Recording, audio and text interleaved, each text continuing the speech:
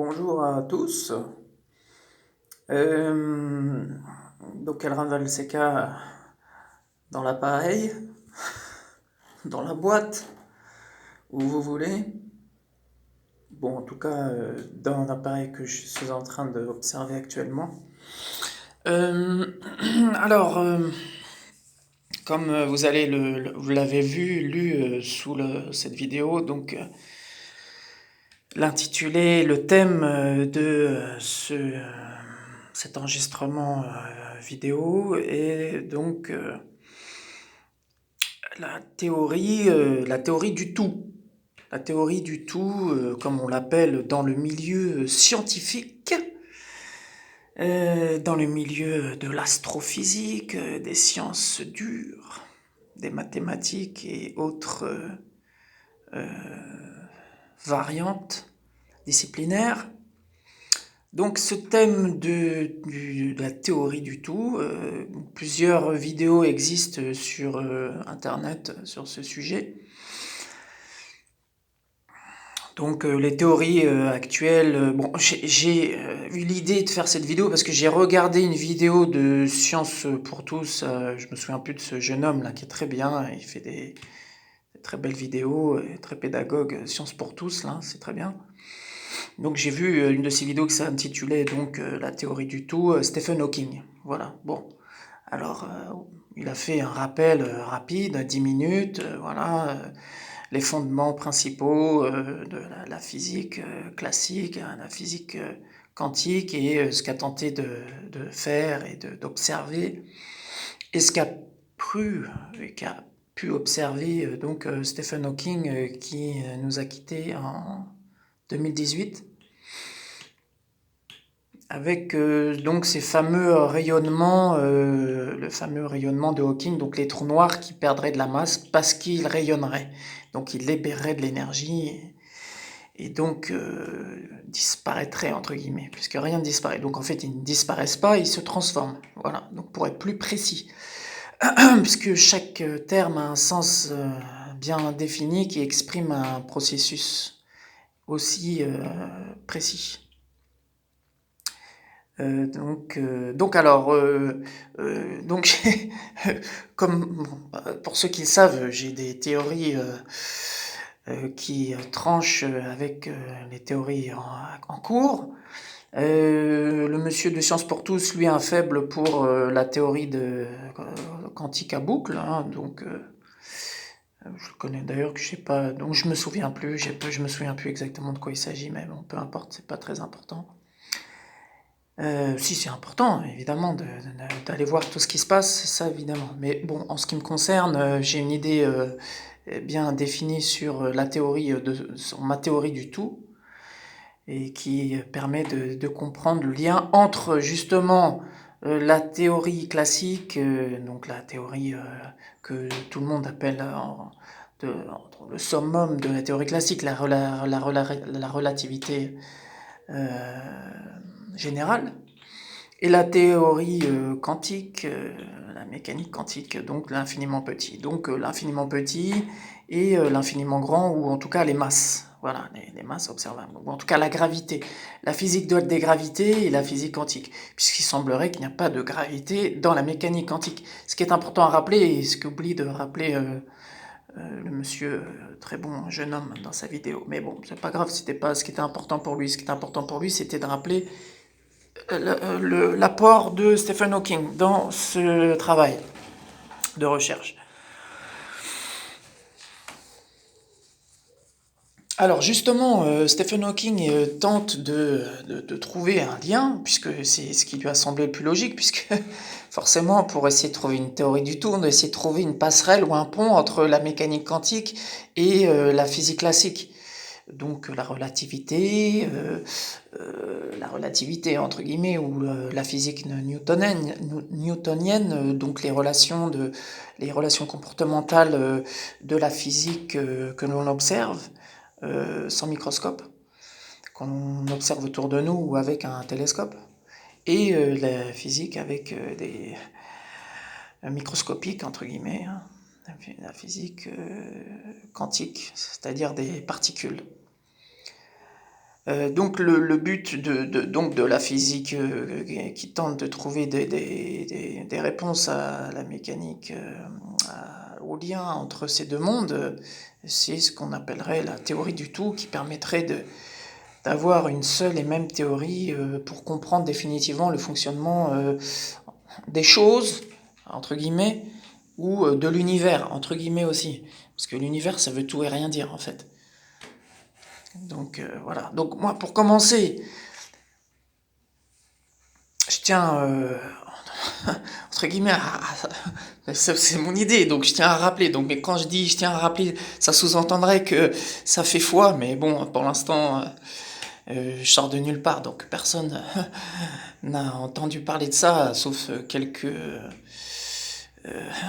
personnes qui me connaissent, et qui sont pas nombreuses, mais bon, tant pis, peu importe d'ailleurs, on s'en fout.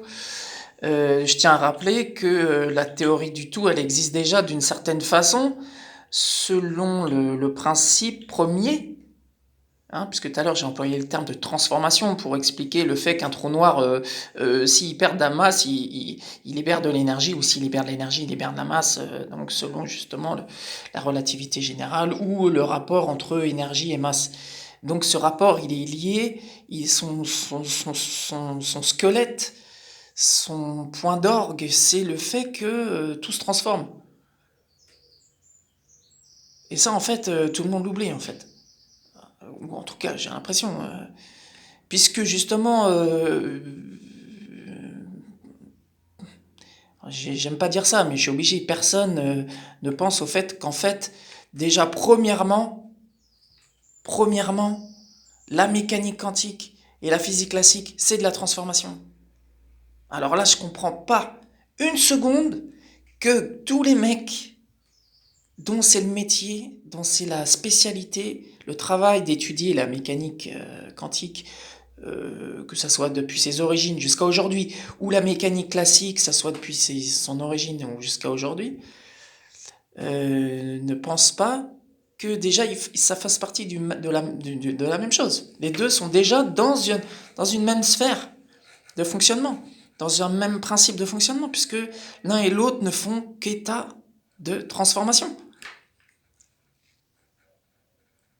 On a bien dans le monde quantique des changements d'état permanents, ce qui fait d'ailleurs qu'une particule se trouve à plusieurs endroits en même temps, ou alors qu'elle soit à la fois onde ou particule. Bref, un ensemble d'états à la fois de temporalité et de type, et de positionnement, donc c'est à la fois des relations de temporalité, c'est-à-dire la temporalité d'ailleurs c'est de la transformation, le temps c'est de la transformation. Donc des états de la matière à ces échelles qui ne sont que des manifestations d'un seul principe majeur, que moi j'ai appelé la TME générale, la transformation de la matière et de l'énergie. D'ailleurs, on peut synthétiser matière-énergie, dire la matière J, par exemple. Personne n'a eu l'idée de penser un mot pour dire matière J. En anglais, matière J. En français, matière J. Donc les particules en mécanique quantique, c'est de la matière J. Les ondes, c'est de la matière J. Les protons, pardon, les photons là, qui m'arrivent là, c'est de la matière J. Ou ne serait-ce que mes cheveux, ou ma peau, ou l'écran, ce téléphone, ou tout ce que vous voulez. C'est à la fois de la matière et de l'énergie, c'est ce qui fait que justement, d'ailleurs, dans des domaines divers et variés, pour prendre un exemple à la mode actuellement, les crypto-monnaies, ce qui fait que les gens ont du mal à se dire que les crypto-monnaies c'est quelque chose de tangible, quelque chose qui a vraiment de la valeur, c'est qu'ils pensent que, non, les gens oublient de se dire, parce qu'ils ont autre chose à faire, sauf sauf ceux qui ont eu le temps d'y penser, mais les gens n'ont pas le temps de se dire, ah oui, c'est vrai, au fait, c'est pas parce que c'est des bits numériques que c'est que ils oublient de se dire que les bits numériques c'est aussi de la matière. Donc les gens pensent que la monnaie numérique, en fait, elle n'est pas tangible. Effectivement, elle n'est pas tangible. On peut pas la palper, on peut pas la toucher, mais elle existe, puisque c'est de l'énergie. Même moi le premier, il y a un mois, j'étais là, fallait pas me parler de crypto-monnaie. J'étais, mais c'est quoi ce truc? Et puis après, j'ai commencé à matin, réfléchir 2 minutes.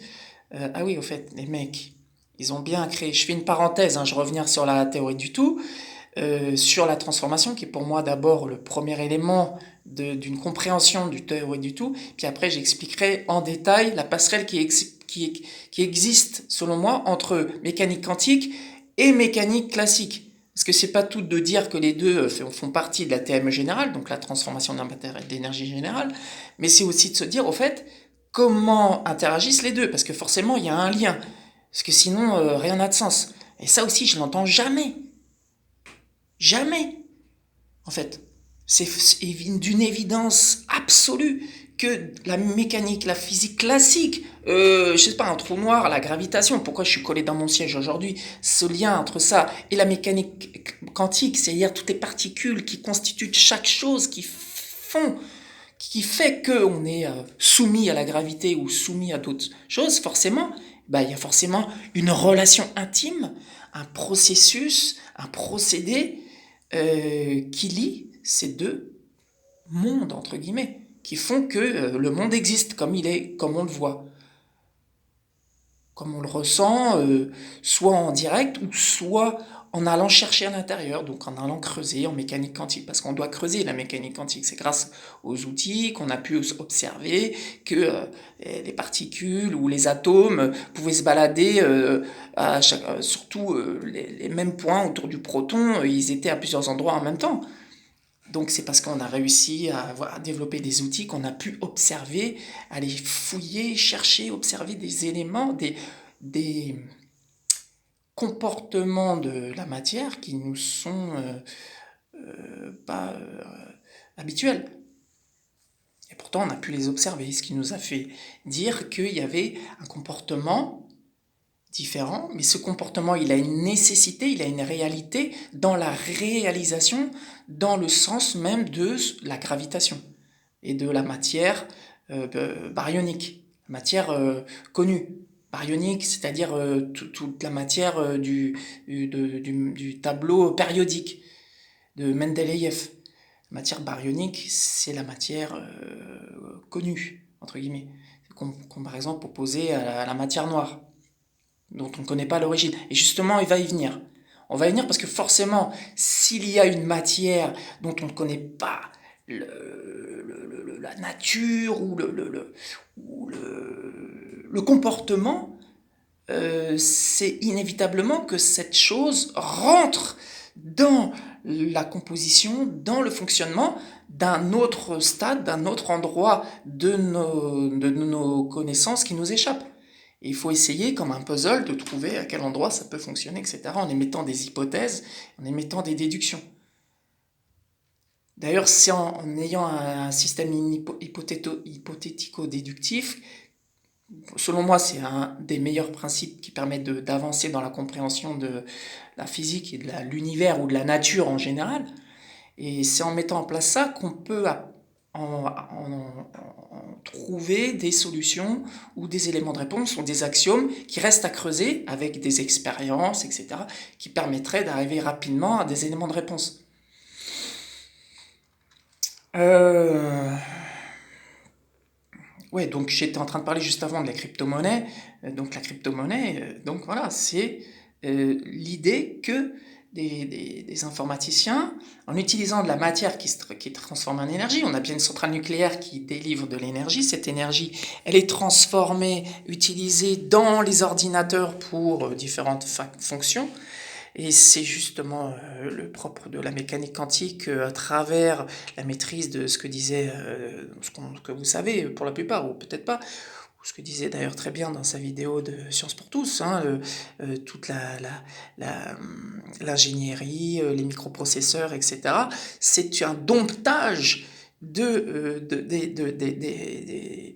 atomes, des particules à l'échelle microscopique, moléculaire, on dompte l'énergie grâce à ces petits appareils Et on va dompter cette énergie qui va permettre d'effectuer des calculs ou effectuer des fonctions qui nous permettent aujourd'hui d'utiliser des ordinateurs et de réaliser des calculs. Donc la crypto-monnaie va utiliser cette technologie elle va utiliser aussi un langage qui utilise ces supports technologiques. Et grâce à ce langage, on peut créer des codes ou des fonctions, des protocoles qui permettent qui ont permis donc l'invention grâce à l'idée de créer des protocoles d'unité monétaire par rapport à un volume de création donné, avec une fonction donnée, avec un nom donné à cette monnaie. Et aujourd'hui, ça avait commencé en 2009 avec le Bitcoin, c'est parti très lentement, tout le monde pensait que ça n'allait pas fonctionner, parce que justement les gens n'avaient pas encore la sensation, le sens de ce que ça pouvait réellement dire. Mais aujourd'hui, on comprend de plus en plus, pour les novices ou les profanes, qu'on a bien un rapport entre la matière et l'énergie. Cette monnaie, elle est dématérialisée totalement, on ne peut plus la toucher et la tenir, mais elle a autant de légitimité qu'une monnaie palpable, puisqu'elle remplit les fonctions d'une monnaie, elle remplit les fonctions essentielles, c'est-à-dire un nom. Une monnaie sans nom, ça n'existe pas. Elle a un langage, c'est-à-dire que comme n'importe quelle pièce, il y a une titulature, il y a un langage sur la monnaie, là, le fameux white paper d'une monnaie, c'est-à-dire sa philosophie. Donc elle a un sens, elle est attachée à peut-être ou non à une production de richesse physique derrière, pour justement un projet quelconque. Et comme toute monnaie, donc ce white paper représente un peu la philosophie de la personne qui a derrière. Ce que j'ai appelé en fait un esprias, c'est-à-dire un programme de transformation de la matière et de l'énergie, ce qui est le propre des humains. Les humains sont des esprias, comme tous les autres organismes. Sauf que l'esprias anthropique, donc l'homme, lui, il est doté de 7 propriétés inductives, et c'est cette propriété que vous pouvez voir, trouver dans mon livre, peu importe, c'est pas l'objet de cette vidéo, vous allez pas tout de suite comprendre, mais en tout cas, pour qu'une monnaie existe, faut qu'il y ait un nom, faut qu'elle ait un nom, mais ce nom provient d'un esprias qui lui a donné ce nom. Il faut qu'elle ait une langue, cette langue provient de l'esprias, hein, forcément, puisqu'il y a autant de langues que d'esprias. Voilà. Et l'esprias, il est aussi doté de valeurs, de principes, aussi de religion, d'économie. C'est ce qui permet de définir justement ces fameuses propriétés inductives. Il y en a 7. Bon, je vais les dire. 1, gène. 2, langue. 3, il y en a 3 dedans. C'est valeurs, économie, religion. 4, c'est la nourriture. Chaque esprias a des types nourriture type, même s'il y a une homogénéisation dans les pays occidentaux des types culinaires, mais il y a un lien entre les différents esprias et les types culinaires, hein, ça vous l'observez partout. 5, les vêtements, identiques, hein, dans le type d'esprias et des traditions vestimentaires, apparemment. 6, c'est pareil, hein, vous avez dans l'art, musique, danse, architecture, moi j'ai mis ça dans la 6, donc chaque esprias a ses type de manifestation de type extérieur, artistique, que je viens de nommer. 7, science, technologie, armement, mode de déplacement. Donc les esprias anthropiques, donc qu'on peut qualifier de pays, hein, entre guillemets, parce que justement il n'y a pas de synonyme pour pays, c'est ça le problème. Il fallait forcément inventer un concept qui permettait de préciser ce qu'est un pays. Quand je demande à mes élèves, je m'amuse à leur demander qu'est-ce qu'un pays, c'est compliqué. Même pour moi, c'est compliqué. On va dire quoi? On va trouver le mot territoire, culture, frontière, identité, des mots un peu vagues ou galvaudés qui permettent de dire oui, voilà, lui il est français, lui il est chinois, lui il est ceci, lui il est cela. Mais si en fait on dit esprias tunisien ou esprias cambodgien ou esprias turc ou esprias tout ce que vous voulez, vous pouvez l'énumérer, et bien vous allez pouvoir tout de suite lister ce qui fait cet esprias par rapport aux 7 propriétés inductives. Voilà. Donc une monnaie, c'est la marque, c'est ce qu'on appelle un vecteur force d'un esprias, puisqu'il permet d'exprimer sa capacité à transformer la matière et l'énergie d'une certaine façon par rapport aux autres, en compétition par rapport aux autres. Voilà. Donc depuis l'ère numérique, depuis le développement des technologies informatiques, certains nouveaux, et c'est ça qui est intéressant, nouveaux esprias d'ordre communautaire, d'ordre individuel, qui utilisent Internet pour créer leur communauté, qui sont pas forcément en lien avec des esprits de type classique, c'est-à-dire des États, comme je viens de l'énumérer juste avant, vont inventer leur propre monnaie. Parce ils sont leur propre esprit. C'est pour ça qu'aujourd'hui, en 2021, en août 2021, vous avez, je sais pas, plus de 10 000 crypto-monnaies, plus ou moins référencées ou listées sur les sites d'échange, etc. Donc pour revenir à la matière et l'énergie, aujourd'hui on a, même pour exprimer ce lien entre matière et énergie, ce lien entre physique classique et physique quantique, l'apparition d'esprits nouveaux qui créent des monnaies nouvelles, qui sont des monnaies numériques, c'est-à-dire qui ne sont pas palpables, mais elles sont uniquement, leur forme, leur existence est liée à l'énergie. Donc à l'énergie, c'est-à-dire, à proprement parler, elles existent d'abord grâce à la mécanique quantique, entre guillemets. Même si elles existent aussi d'abord grâce à la mécanique classique, puisque pour créer ce domptage de mécanique quantique, il faut qu'il y ait une matière en amont, la matière qu'on va transformer, l'énergie nucléaire, etc., qui permet de produire de l'électricité. Bon voilà, je ferme la parenthèse sur les crypto-monnaies. Je rajouterai un lien dans le titre, justement, pour rappeler un petit peu, faire un point sur ça. Je ferai une autre vidéo d'ailleurs sur les crypto-monnaies pour bien préciser tous ces concepts qui sont au cœur de cette révolution. Alors pour revenir à la théorie du tout, donc là on est déjà à 21 minutes 27 secondes, je vais essayer de ne pas dépasser 30 minutes, pour faire simple. Donc, il faut se rappeler que la loi de la conservation de la masse et de l'énergie, Lavoisier, tutti quanti, c'est la TME générale, hein, dans tout processus physique. Il n'y a pas de perte de matière ni d'énergie, il y a simplement une transformation de l'un en l'autre, ou de l'autre en l'un, ou inversement. Il y a quelque chose qui change d'état. Voilà.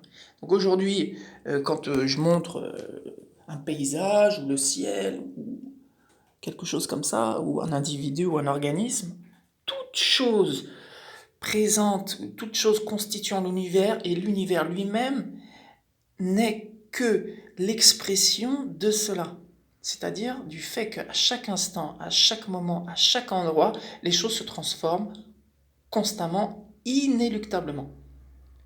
Donc, la loi de la conservation de la masse et de l'énergie, c'est effectivement dans un premier temps l'idée de l'observation qu'effectivement il n'y a pas de perte, mais on a oublié d'aller plus loin. On a oublié de développer cette idée pour voir en fait que tout dépend de cela. À moins, sauf preuve du contraire. Et personnellement, en observation, juste en mode observation, je ne vois pas un seul contre-exemple. Un seul. Il faut me le donner. Hein. Cherchez. Hein. Donc, la mécanique quantique, la physique classique sont conditionnées par la TME générale. Donc déjà, pour commencer, théorie du tout, ça y est, boum, terminé. Théorie du tout. Mais bon, après, dans mes théories, vous savez, pour ceux qui savent, il n'y a pas grand monde, que la TME générale, elle est en lien avec l'existence des esprits as. Parce qu'il n'y a pas d'esprit as, il n'y a pas de TME générale. C'est d'une logique implacable. Je veux dire, si aujourd'hui je ne suis pas en train de parler ou de conceptualiser l'existence de ce truc, ce truc n'existe pas. Comme toutes les autres lois appartenant à la physique et compagnie. Donc ça, il ne faut pas être sorti de Polytechnique pour comprendre ça. Donc là, c'est là que ça devient intéressant. Donc c'est pour ça que d'ailleurs je me dis, j'ai inventé une discipline, parce que bon, ça suffit, astrophysique, métaphysicien, mathématicien, ok, c'est génial, c'est bien, il faut des mathématiciens, des physiciens, des astrophysiciens, on a besoin. Ok, c'est génial. Mais bon, il faut un peu ouvrir les yeux, sortir comment on appelle ça, les œillères, je veux dire. Maintenant, tout est lié en fait. Donc ça, il ne faut pas l'oublier non plus. Donc la biologie, la géographie, la psychologie, ou bon, là je vais un peu loin, mais je ne sais pas comment l'exprimer. Mais en tout cas, l'utilisation, voilà, l'utilisation maximale du cerveau, maximale pour ouvrir les champs des possibles, pour se dire à un moment donné, bon, comment ça fonctionne. Je veux dire, c'est pas parce qu'on est arrivé sur son microscope, arrivé sur des équations, à faire des équations pour trouver une potentielle lecture d'un phénomène extérieur, pour voir si ça colle, hein, modélisation, etc. Bon, ok, mais en règle générale, c'est restreint. Le processus observé, il va être restreint. C'est-à-dire qu'il va être inscrit toujours dans la TME générale. Je veux dire, Einstein, qu'est-ce qu'il observe quand il établit une équation? Qu'est-ce qu'il va mettre en exergue? Il met toujours en exergue un processus en lien avec la TME générale. Et c'est pour ça que le mec, en fait, il a oublié de sortir. Et c'est pour ça que jusqu'à la fin de sa vie, il était en train de chercher, comme tous les autres, ceux qui avaient envie de chercher, la théorie du tout, entre guillemets. Genre, quel est le lien entre la mécanique quantique et la physique classique? Jusqu'à le dernier souffle. Parce que le mec, il était tellement spécialiste. Tant mieux. Parce qu'il a trouvé, quelque chose qui, somme toute, semble intéressant. Hein, pour pouvoir analyser, étudier la gravité à d'autres échelles. Même si Newton, ça fonctionne à d'autres échelles. Je fais une parenthèse, les Américains, ils n'ont pas utilisé les équations d'Einstein pour envoyer les hommes sur la Lune, ils ont utilisé les équations de Newton. Bon, voilà, le mec, il est allé super loin. Voilà, il est allé super loin dans l'étude du fonctionnement, de comment pouvait fonctionner la gravité, dans le cadre de la TME générale. Mais il n'avait pas conscience de la TME générale. Il n'en avait aucune idée.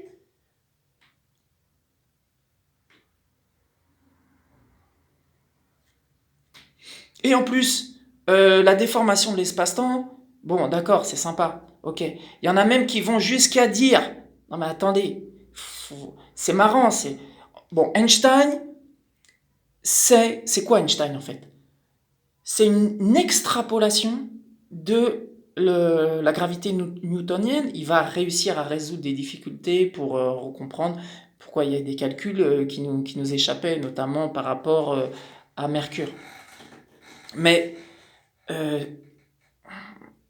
dans l'ensemble, il oublie, bon, il faudrait que je revoie, mais selon moi, il oublie, il faut que je revérifie, mais il oublie de... Ben non, parce qu'il n'a pas conscience de la TME générale. Il oublie de dire que la déformation de l'espace-temps, puisque effectivement, on ne peut pas dire que dans l'espace, il n'y a rien, c'est pas possible.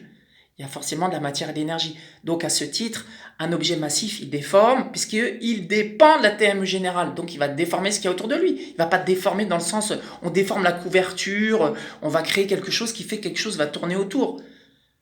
Oui, d'accord, il va déformer, et en plus de ça, il déforme dans tous les sens. Alors, tout le monde, la plupart des gens, dans la vulgarisation scientifique, on pense qu'on déforme dans un sens. Alors, on va déformer dans tous les sens. On déforme quoi dans tous les sens?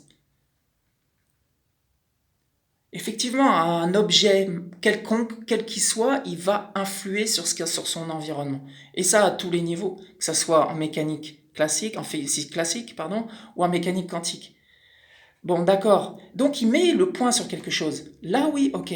Mais il y en a qui vont jusqu'à dire, attendez, il y a un truc qui cloche.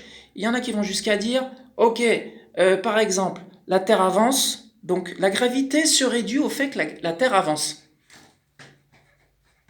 Donc la Terre avance, bon, elle tourne sur elle-même, d'accord? Et en même temps, elle tourne autour du Soleil. On ne peut pas dire qu'elle ne tourne pas autour du Soleil. Même si Einstein dit qu'elle tourne autour du Soleil, parce que le Soleil déforme l'espace-temps, et donc ça veut dire que la Terre, elle est attirée par le Soleil dans le cadre de la déformation de l'espace-temps autour du Soleil. Ok, d'accord. On pourrait dire et, mais pas parce que. Parce qu'il existe une force de gravitation. En tant que telle.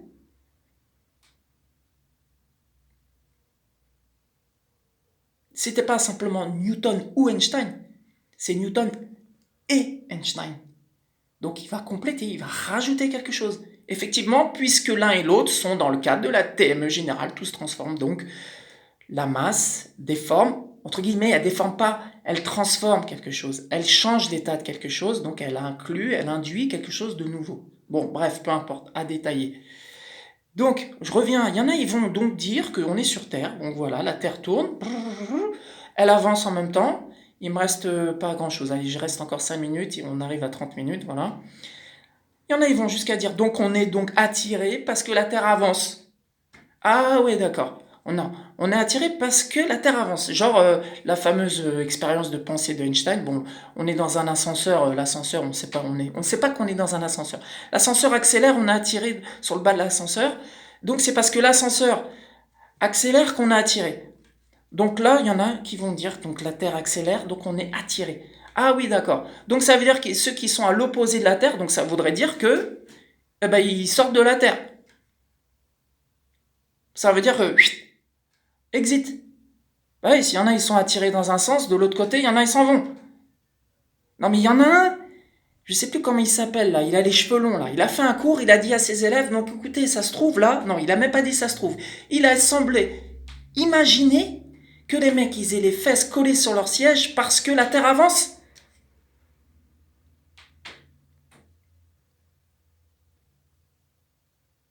Donc ceux qui ont leurs fesses collées sur leur chaise à l'opposé, c'est en Nouvelle-Zélande, donc eux, ils devraient dégager.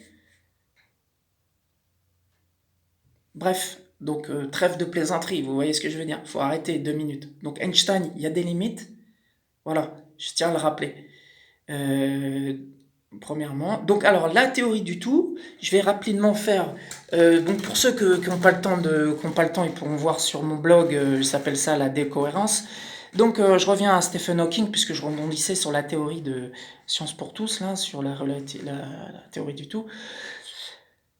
Effectivement, il y a forcément un lien entre mécanique quantique et physique classique. Donc ça, c'est d'une évidence absolue, sinon l'un et l'autre n'existeraient pas. Voilà. Donc, selon moi, il faut chercher le lien dans la décohérence quantique. La décohérence quantique, c'est quoi? Alors, de mémoire, justement, c'est l'observation qui a été faite montrant un lien entre la physique classique et la mécanique quantique. La démonstration a été faite.